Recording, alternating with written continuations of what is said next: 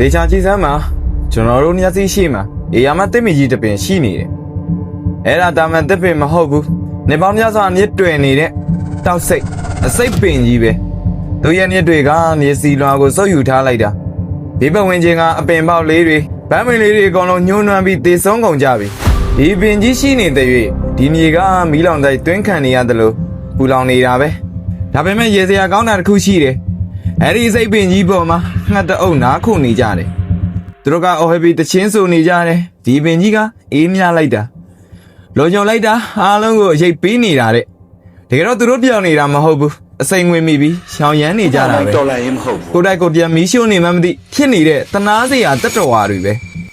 ဒီတော့ဒီစိတ်ပင်ကိုဖယ်ရှားဖို့တစ်ခုတ်သမားတွေရောက်လာကြတယ်ကျွန်တော်တို့အားလုံးကထင်ကြတာပေါ့ဟာ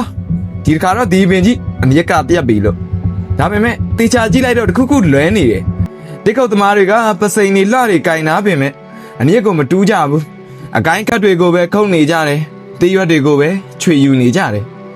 အပင်ကြီးကရိုင်နေဖြစ်နေပင်မဲ့ဘယ်တော့မှလဲကျမသွားဘူးဘာလို့လဲအပြေကခမရတို့ကိုနာကျင်စေလိမ့်မယ်တိကုတ်သမားတွေအမျက်ကိုမတူးရရတဲ့အကြောင်းရင်းကရိုးရိုးလေးပဲအဲ့ဒီစိတ်ပင်ကြီးရဲ့ရွက်တွေက